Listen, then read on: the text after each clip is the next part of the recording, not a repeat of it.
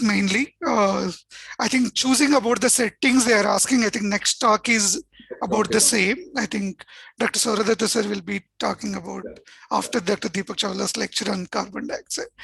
I think you can still keep it in the group or anything. If you have any queries, I think we'll try to address those queries on the basics physiology of the ventilation. And most of the questions are about the subsequent talks. I think I would like to restrain here so that we can move forward, sir. I think the audience obviously is very well educated, and most people these days are already ventilating, and that's why I think. But you have to bear with us, go from the basics onwards. Sure, sir.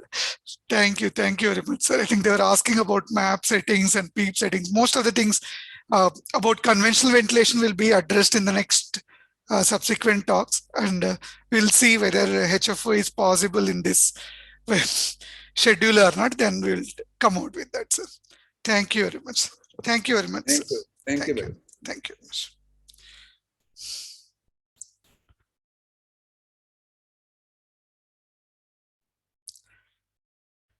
Yeah. So after this interesting talk on physiology of ventilation in units, now we have learned about oxygenation and how the ventilation works in a unit. And now we will look at also how the CO2 will be eliminated while in a normal children, and then also in the ventilation, how the parameters also we can, what are the parameters that will operate in CO2 elimination. That will be dealt by Dr. Deepak Chawla sir in the next lecture. Dr. Deepak Chawla sir, all of you, I think most of you are familiar. He's a very good teacher, and he's currently working as additional professor in neonatology in GMC Chandigarh, Government Medical College Chandigarh, and he's for researcher by his I think he has done a lot of Cochrane reviews and many of the research and a lot of protocols also in the clinical practice guidelines also. You might have been seen his name, and I don't want to go further onto this. I think he's one of the good teacher to look upon. He will be dealing with CO2 elimination in the next lecture. Thank you, sir. Good evening, Tejo. Good evening, everyone. Thanks for this introduction. Tejo, can you, is my screen visible? Yes, sir. Yes, sir. Okay, then we can start. Okay, so good evening, everyone. So over next 30 to 35 minutes, we will look at how carbon dioxide is eliminated from body. As Dr. Srinivas traveled with oxygen from atmosphere to tissue. So we will travel backwards from from tissue, carrying carbon dioxide with us back to the atmosphere. So in today's discussion, we will look at how CO2 is transported, how it is regulated, and what level to target. So starting with tissue level, CO2 is produced in body with metabolism of all the three basic substrates. So if you look at a molecule of glucose, for every molecule of glucose which is metabolized by aerobic route, it takes 6 carbon dioxide molecules and it produces 6 carbon dioxide molecules. So for every 6 O2 molecules, it produces 6 carbon dioxide molecules.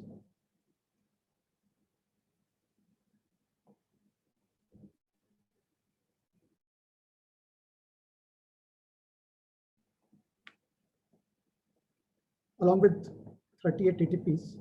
Similarly, when protein or fats are metabolized, they also produce carbon dioxide, although it is a bit less than with glucose. So essentially, we can see that with glucose, for every molecule of oxygen which is produced, we have 6 molecules of CO2 which are excreted. So that respiratory quotient essentially with carbohydrate is 1. with proteins, it is around 0.8, and with fats, it is 0.7. So an adult who is taking normal diet, the respiratory quotient on average is around 0.8 to 5. So a bit less of CO2 is produced as compared to oxygen which is consumed, and that is the reason that if you go back to Dr. Murki's talk and look at his talk, he said that on arterial and venous end, the difference of oxygen which the tissue is expecting is around 5 ml per 100 ml. While if you look at CO2 as we go along, it is around 4 ml per 100 ml. So normally for every 100 ml of blood, oxygenated blood, 5 ml of oxygen is extracted by tissue and 4 ml of CO2 is taken out. And that is the reason behind this is the consumption of oxygen is more, as both fat, glucose and proteins, all three are metabolized. In newborn babies who are mainly on dextrose infusion, mainly on dextrose diet, a bit of more CO2 is produced as compared to adults because of this reason only.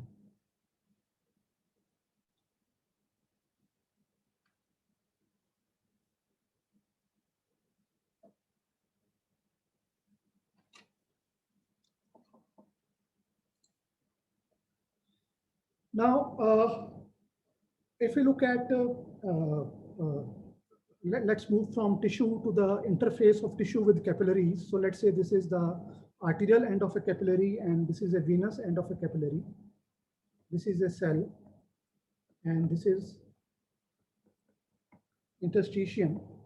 So if you look at a cell, the intracellular pressure of carbon dioxide is around 46 millimeter of mercury. And in interstitium, it is around 45 millimeter of mercury. So gradient of Deepak. Hello. Deepak, sorry to interrupt. Can you increase your audio, please?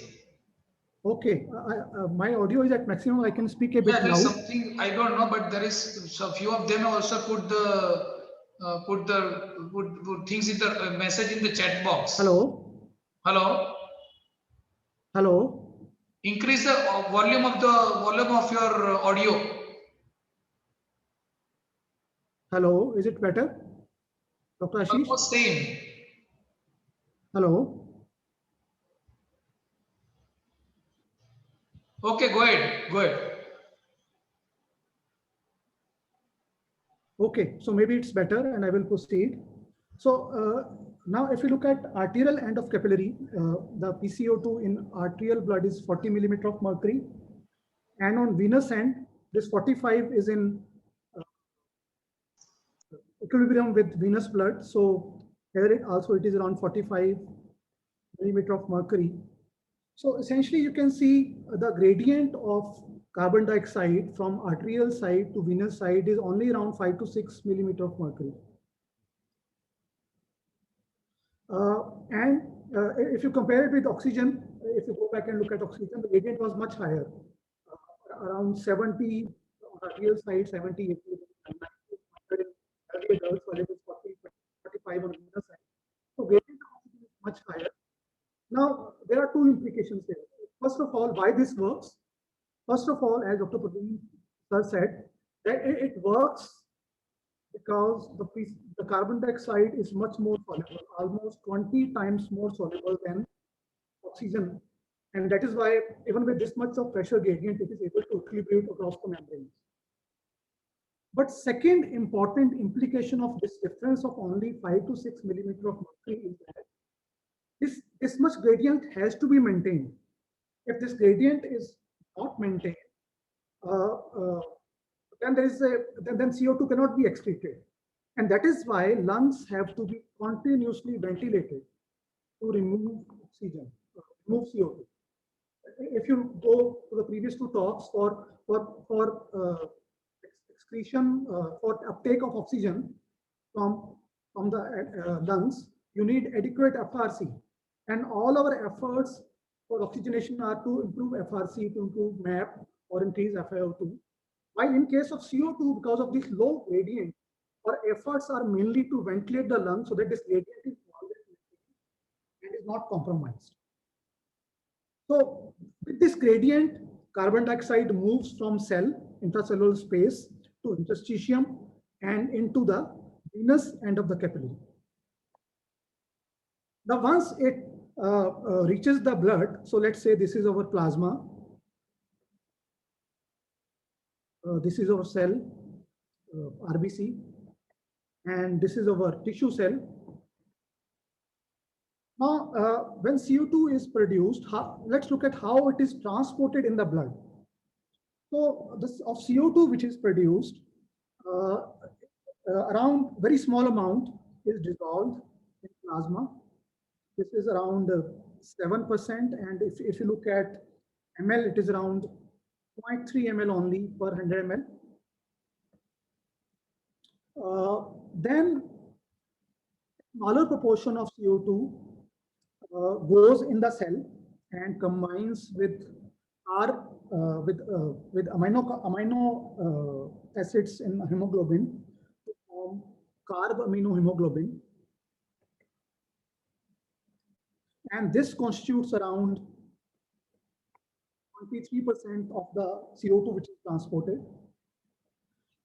Then another fraction of CO2 goes into the cells. Here it combines with water to form bicarbonate. This reaction is hastened by carbonic anhydrase, which is not present in plasma. And this carbonic anhydrase is so effective that it multiplies the rate by 5,000 times. If you think of a cell excreting CO2, and then this cell coming into RBC, CO2 coming into blood, and this is transported through heart to the lungs, without carbonic anhydrase, if it is taking 5,000 seconds, carbonic anhydrase, it takes only 1 second. So that is why this enzyme is so important to carry CO2. This bicarb is then metabolized, broken into bicarb and hydrogen ions. Hydrogen ions combine with hemoglobin to form H, so that there is no reduction in acidity, reduction in pH in the cell, so HB becomes a buffer. And this bicarb is transported out of RBC into plasma through a chloride or bicarb channel. Bicarb goes out, chloride comes in, and along with chloride, water also comes inside. So that is why RBCs in venous blood are a bit bigger, because they carry more water. One of the reasons that on venous side, PCV is higher because RBCs are now bigger. This mechanism constitutes around 70% of the transport. So around 7% dissolved, 20% directly attached with hemoglobin in the form of carbaminohemoglobin, and 70% bicarb when it's through the action of carbonic anhydrase, and H are buffered by large hemoglobin.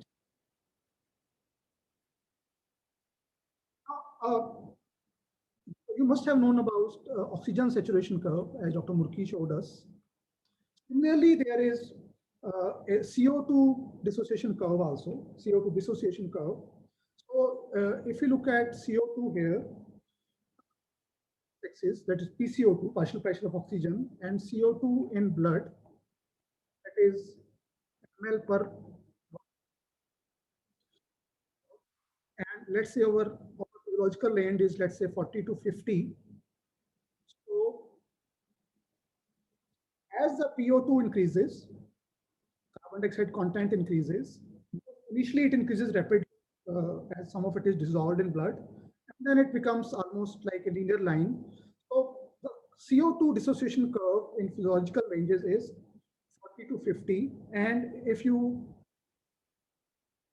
extrapolate like this will mean that on venous side you will have that is around 46 of mercury. You will have 52 ml of CO2 per deciliter of blood, carried as bicarb or dissolved state or combined with hemoglobin. And on venous side, we will have 48 ml, arterial side, 48 ml of CO2 per 100 ml of blood, deciliter of blood, carried in different forms. So the difference, as I said earlier, is 4 ml of CO2, which is added from side to side.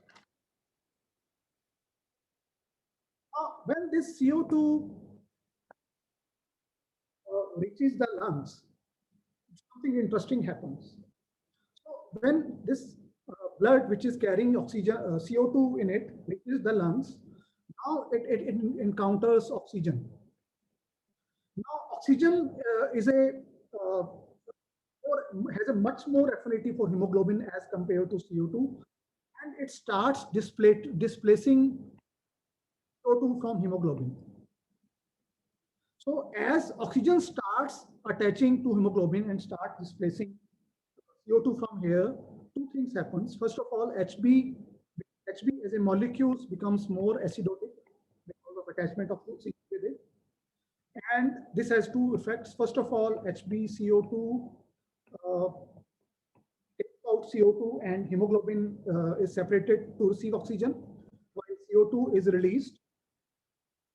Second, because Hb has become more acidotic, so H molecules which are produced, the 70% component of carrying CO2, cannot combine with H because it's already more acidic. So it again breaks down back into H ion, and H ion combines with bicarb to form back CO2, which will go back into the lungs. So this capacity of this property of oxygen to attach to hemoglobin with more affinity and displace CO2 from here is known as Haldane effect. This is very important because if I go back to that dissociation curve and focus only on the physiological component, physiological part where CO2 was in physiological range, and this was 45 and 50 CO2 content here and PCO2 here. So if we just focus on this part, so in venous blood, this would be somewhere over here where you have 40 at around 46 to 47 millimeter of mercury. Blood is carrying 52 ml of CO2. And if this Haldane effect would not have been there, the blood would have been able to release only around 2 ml. Only around 2 ml of CO2 to reach 50 ml. While because of this Haldane effect, this CO2 dissociation curve is shifted downwards on right side, so that this point, instead of being here, comes here. And instead of releasing 50 ml, only 2 ml, the extra CO2 is released because of Haldane effect. Around 4 ml instead of 2 ml. 4 ml of CO2 is released, which essentially translates into that this property, inbuilt property of hemoglobin is able to double the transport of CO2. So without it, only 2 ml will be released in lungs from tissue, while with Haldane effect, as much as 4 ml is released. Once this CO2 is released,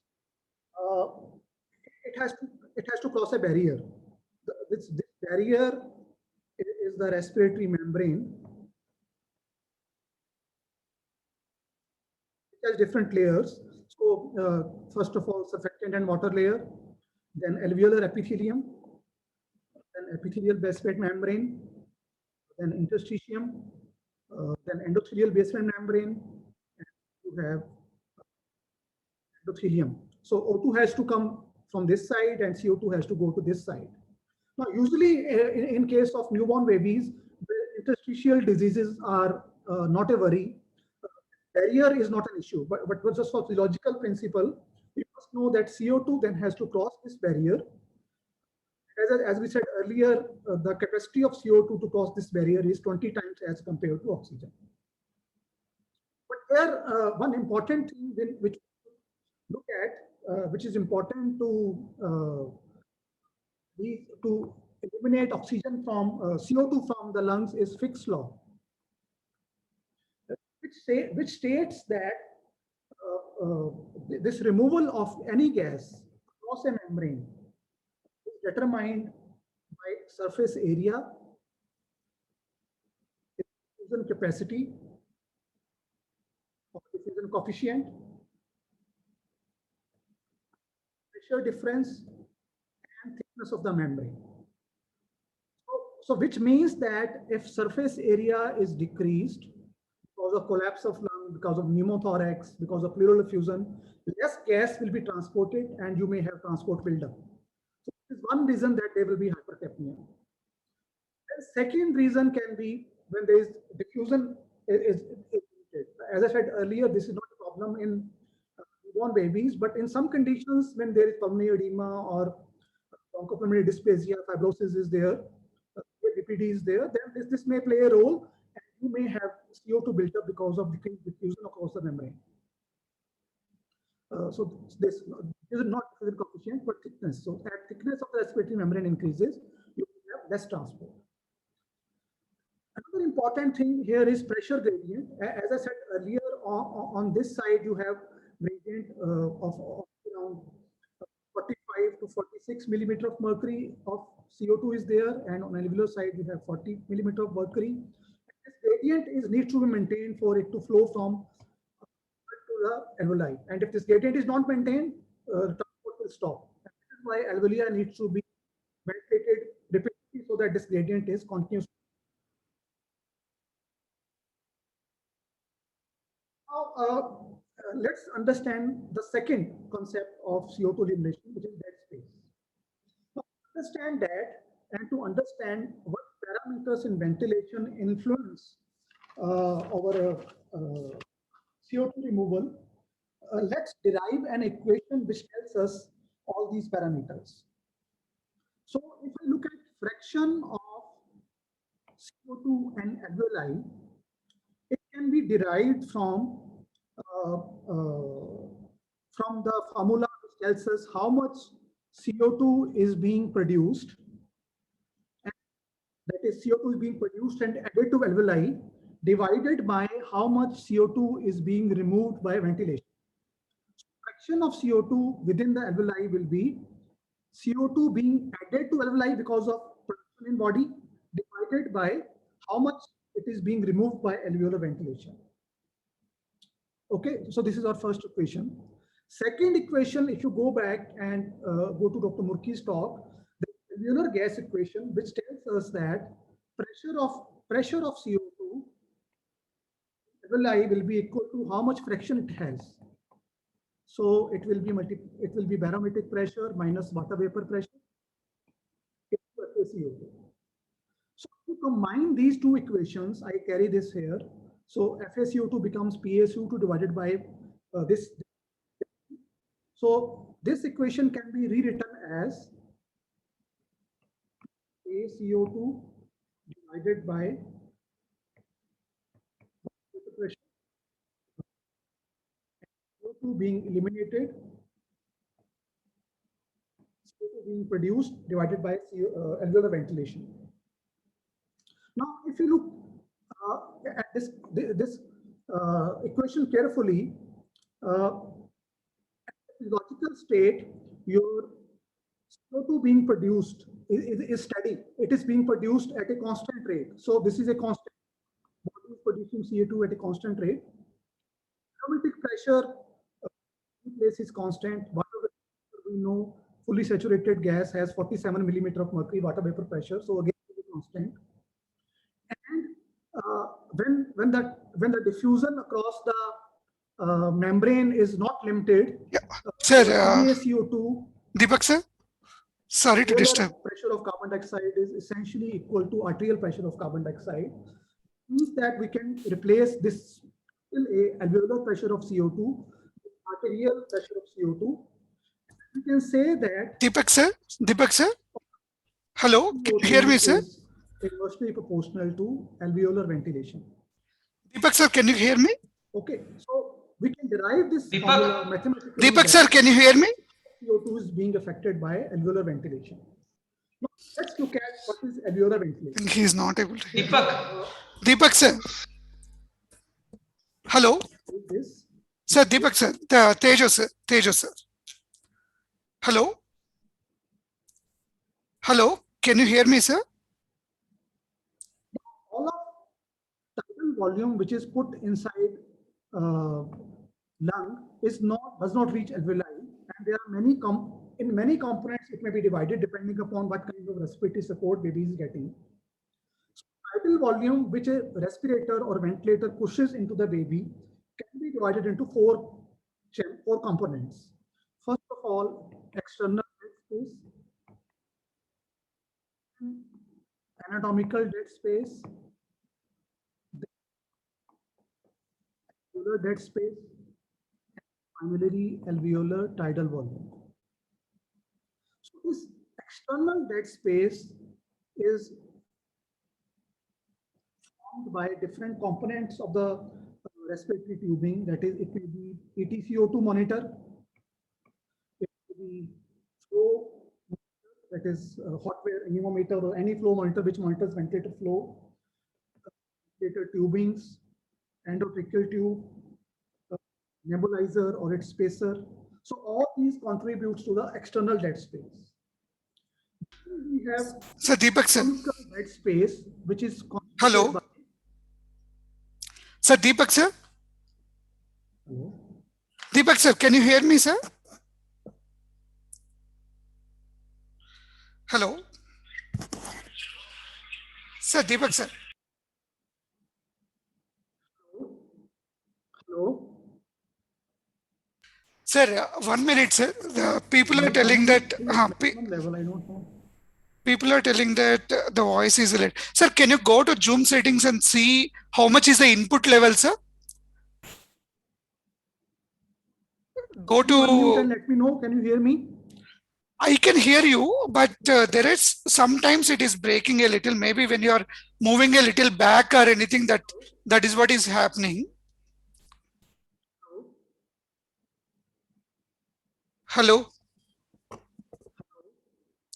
Sir, now your voice is completely broken. Hello.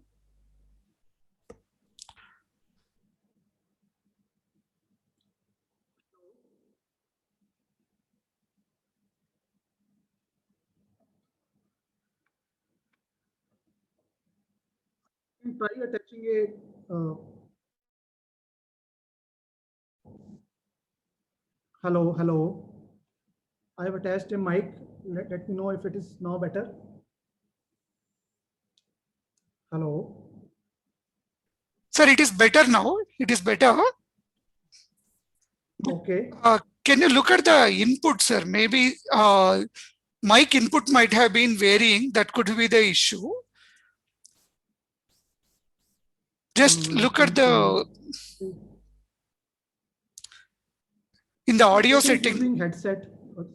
You are using headset, sir? Okay. Yeah, I am trying to use headset now. Yeah, that is better, sir. Is it just better now? Yeah, Hello? now much better. Now much better, sir.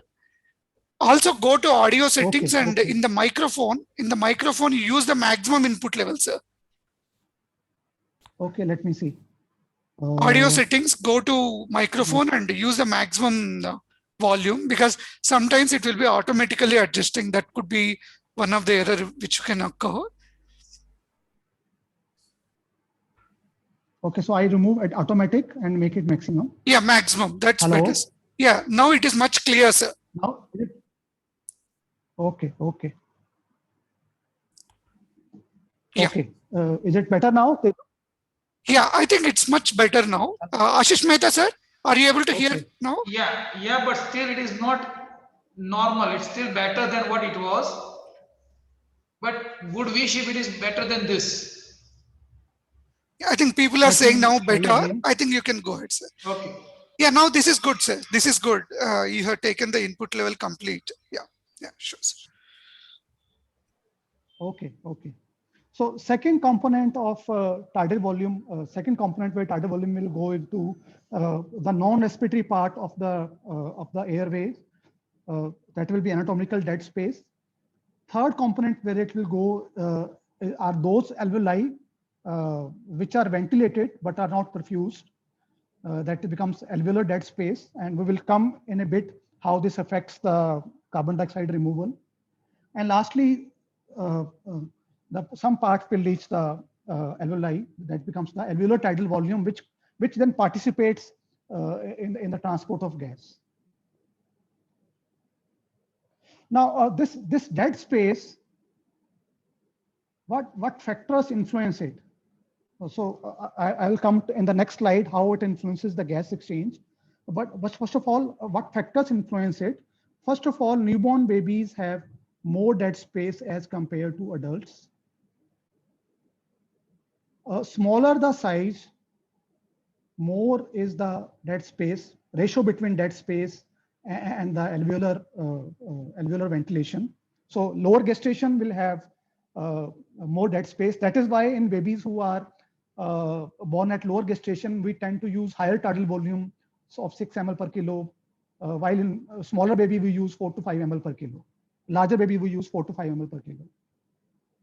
So then with gestation, as the gestation age advances or the disease progresses, like HMD goes into BPD, again the dead space keeps on increasing. So increase in postnatal age, disease severity, it increases. Fourth is, of course, one can look at various external devices. If these are attached to the ventilator tubing, as I said in the last slide, nebulizer chamber, ETCO2 monitor, all will add to the dead space. And one can look at the various ventilator paraphernalia which come with, which will mention that if you use this ETCO2 monitor, this will have 1 ml or 2 ml of dead space. If you're using flow tachometer, this will have this much dead space. So one should be aware of which flow meter you're using. If you're using an adult flow meter with a neonatal tubing, it will drastically increase the dead space and baby may have CO2 retention. So it is important to use flow tachometers with tubings only, which are meant to be used with neonatal ventilation.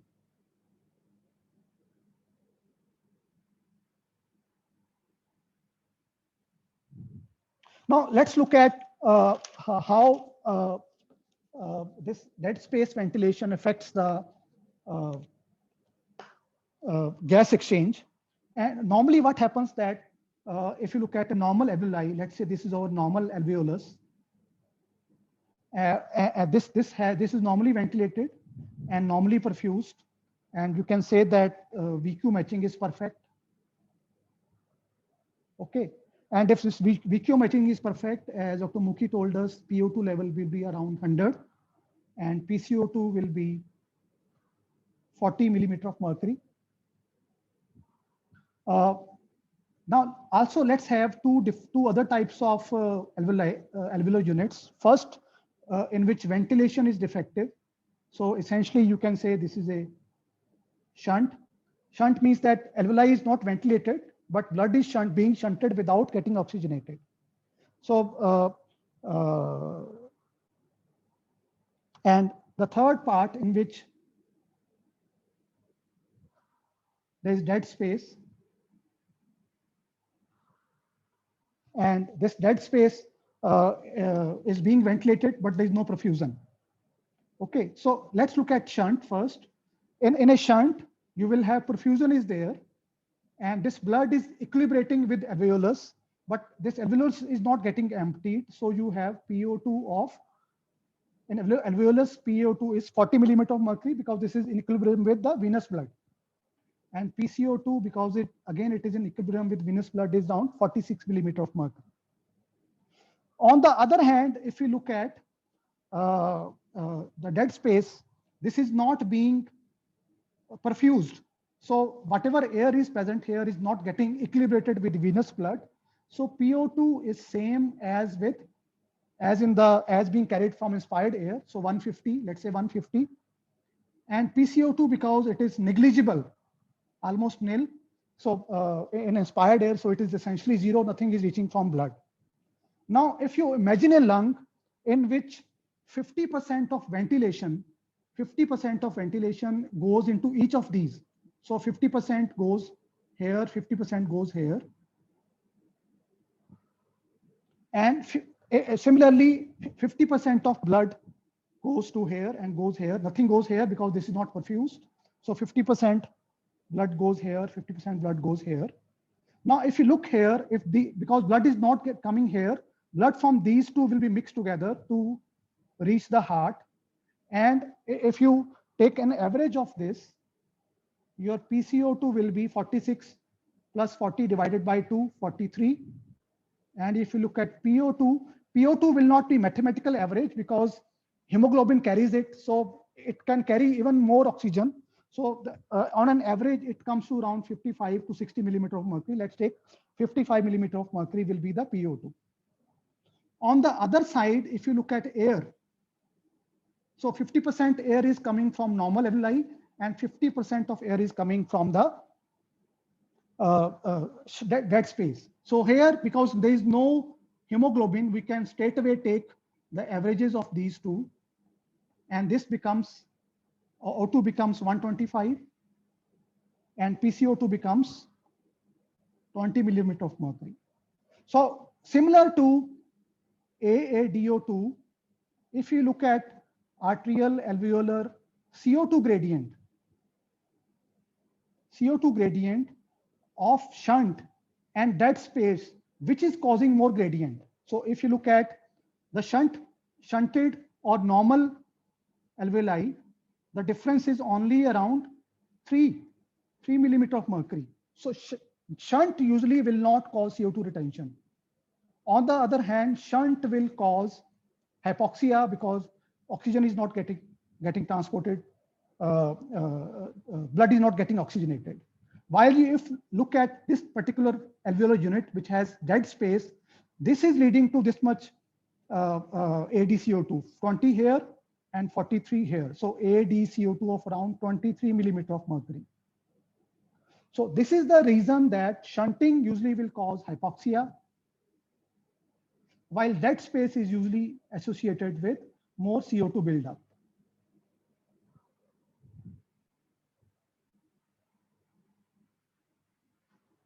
Now, once we understand how CO2 is being transported from tissue to the environment, next issue is how its content is regulated. So PCO2, or partial pressure of carbon dioxide, is the prime regulator of respiratory drive because it acts on the central chemoreceptors which are present in medulla and stimulates the central chemoreceptors whenever there is CO2 buildup. Although PO2 and pH also act on the peripheral chemoreceptors, PCO2 also acts on peripheral chemoreceptors, but the main stimulant to the brain is by PCO2. So PCO2 levels are important to maintain respiratory drive. That is why nature has kept a PCO2 of 40 millimeter of mercury even in arterial blood, because this is needed to maintain the respiratory drive.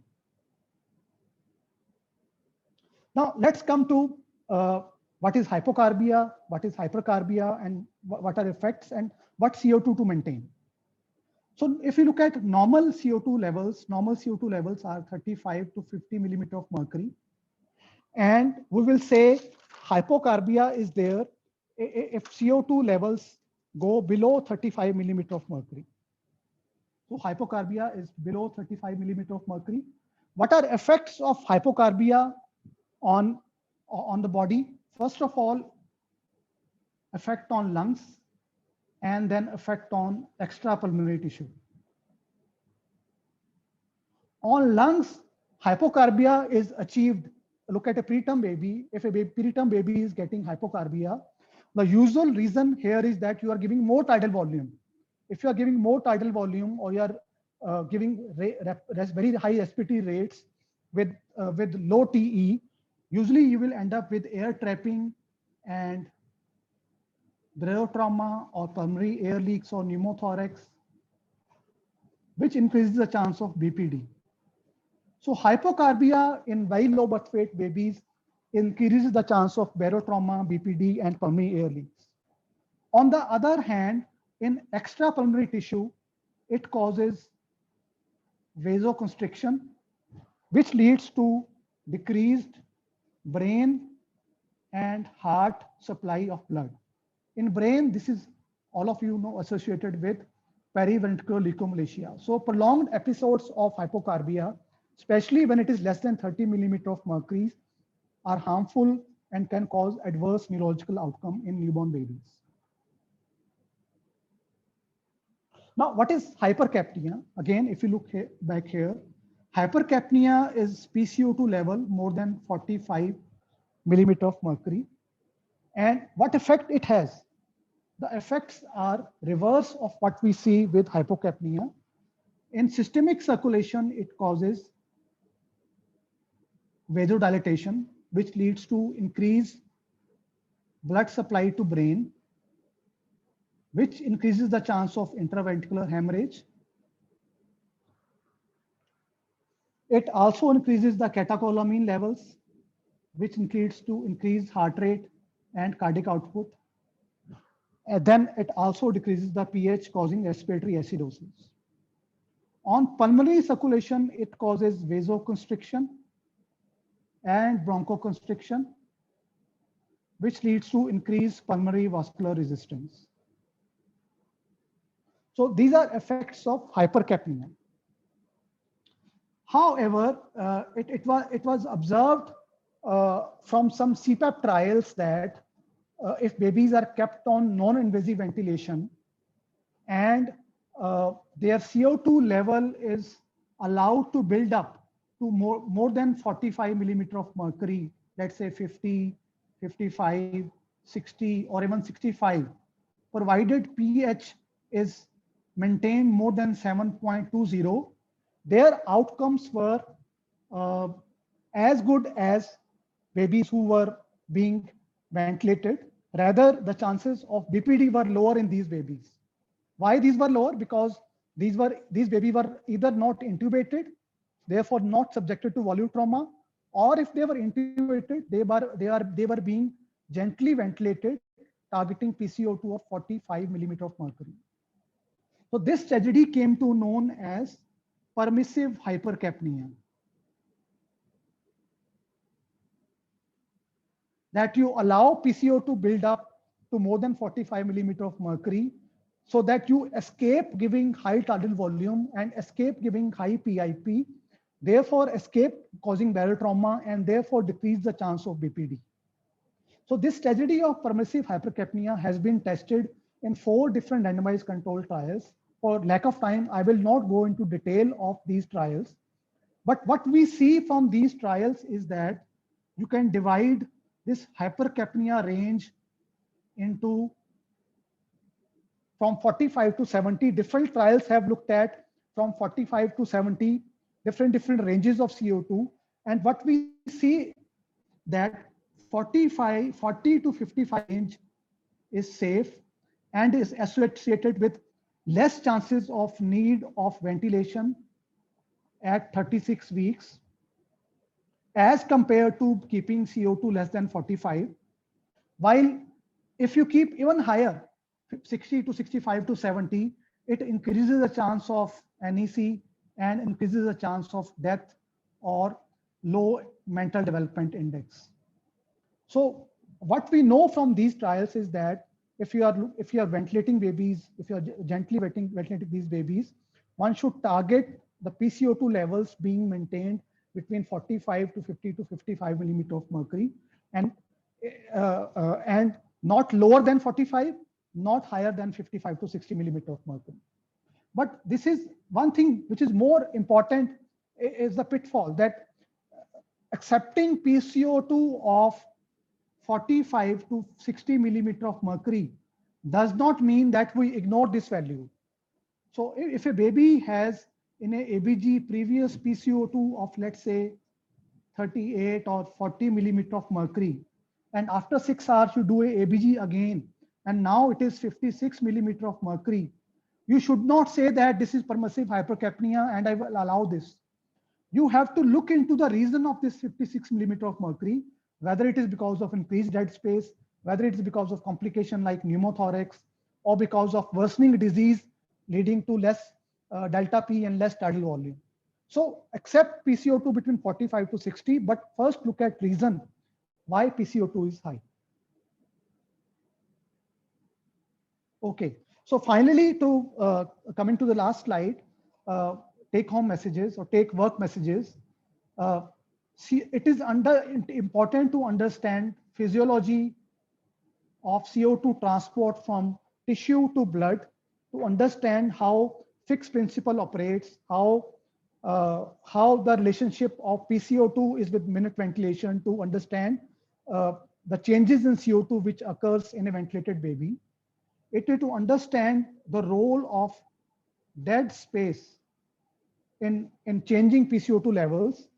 And finally, permissive hypercapnia is allowed only if range is between 45 to 60 millimeter of mercury, and you have ruled out any reasons of this acute worsening. Then you can accept values between 45 to 60 millimeter of mercury. Thank you.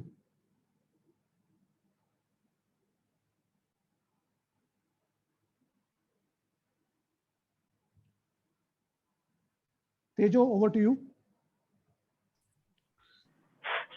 Yeah, thank you very much, sir. I think few questions are there. One is that variation in, you have already explained about the three chamber type, three different categories of shunts and how the CO2 and oxygenation. Just for them, they are asking that when only CO2 is raised, what are the conditions usually we will get it? And then when both are there, low oxygen and high CO2, what are the usual conditions? That is one question we got it. And second, yeah. So Tejo, as I explained earlier, if dead space is the main culprit, then your CO2 will build up, while oxygenation will be maintained, especially if lung is not that much disease. That is the main reason that PCO2 is being built up. That is number one. Second, sometimes in pneumothorax, which is not transformed into a tension pneumothorax, and it is just filling up, and you do CO2, CO2 will find many times higher, while O2 is being still maintained. Okay, that is second reason when CO2 starts to rise early. And second issue, which said that when both hypoxia and hypercarbia are there, this usually occurs with severe lung disease. Number one, severe lung disease. And second, if you go back to Dr. Murki's talk, ventilation is essential for oxygenation also, because if baby goes into apnea and baby O2 is not getting into the lungs, central apnea or type obstructive apnea, apneas will cause both hypoxia and hypercarbia.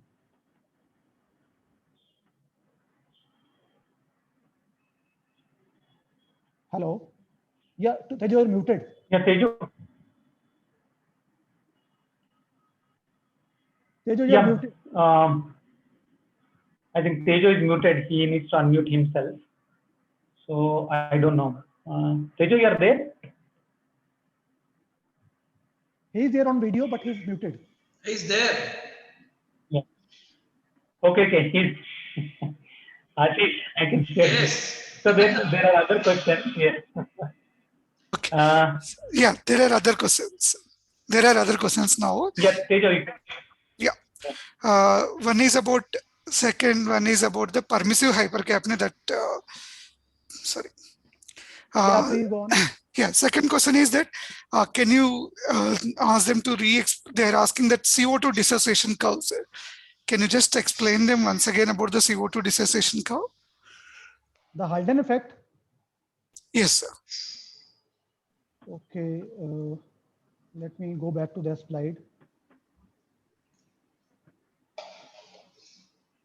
Has it come? Visible now? Yes.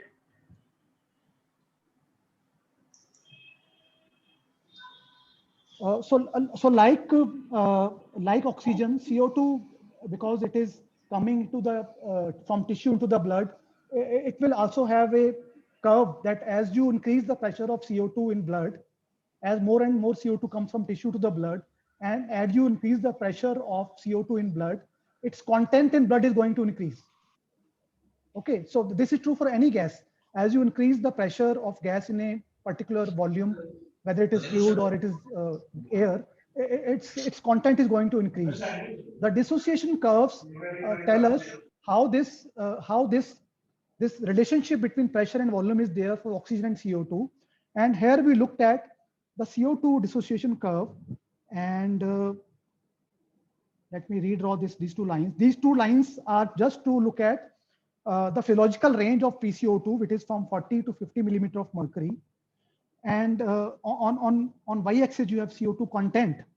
And if I forget everything else, because you're not going to go below 40 and more than 50, the equation between these two is linear. Within this range, this is linear as compared to oxygen, which was sigmoid. So which essentially means that as more and more CO2 is added from tissue to the blood, it will keep on accepting it. It has large capacity to accept CO2. That is the first message. Okay. Second message from here was, and that is why the content of CO2 is much higher in blood. If you go back to Dr. Murki's talk, the O2 content per 100 ml of blood was around 16, 15.5 or 16. If you calculate again, while in venous side it was 12. The CO2 content, if you calculate, we will look in case studies, around 48 or 50 in arterial blood and 52 in venous blood. And Halden effect, as I explained earlier, it tells us how hemoglobin acts on both sides. On tissue level, it is able to accept CO2, while at lung level, it is able to release CO2. And if I can explain it once again by this graph, this particular graph I am drawing is concentrating only in this particular part. And here you have 40, 45, 50. And on y-axis, you have 48, 50, and 52. And if you look at venous blood, at 46 millimeter of mercury, it is carrying 52 ml of CO2. Now, when it reaches the lungs, and if Halden effect would not have been there, it will be released. It will be able to, if you follow the dissociation curve, it will be able to release only 2 ml of oxygen, CO2 from here. So only 2 ml of CO2 will be able to release. However, because oxygen is there now, and it is displacing CO2 from hemoglobin, changing the property of hemoglobin to attach with CO2. So it shifts the curve. It changes the physical property of hemoglobin. So it shifts the curve downwards or rightwards, which means that now more, instead of releasing only 2 ml, hemoglobin is able to release even more oxygen, and you reach 48 ml. Okay, so from 52 ml on tissue level, in lung level, you are now not only releasing, not only you're coming down on dissociation curve, you're also moving rightwards and downwards so that you are able to release more CO2. So this is Halden effect, which is responsible for doubling the capacity of blood to carry CO2 from tissue to the lungs. So basically, it is reverse of what I have discussed in the oxygenation curve. Yeah. So in the oxygenation curve, CO2 is shifting the curve to the right, and at the lung, oxygen is shifting the curve to the right for offloading carbon dioxide from the hemoglobin, correct? Yes.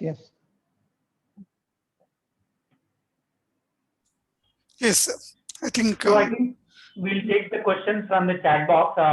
Tejo, we can ask Deepak to answer the questions from the chat box. Okay. Yeah, okay, surely I will answer there. So we will, yeah. So we will move on to the next lecture, that is from Professor Saurabh Datta. And Dr. Saurabh Datta does not require any introduction. He is a man of perfection and one of the best teachers I've ever seen. And he is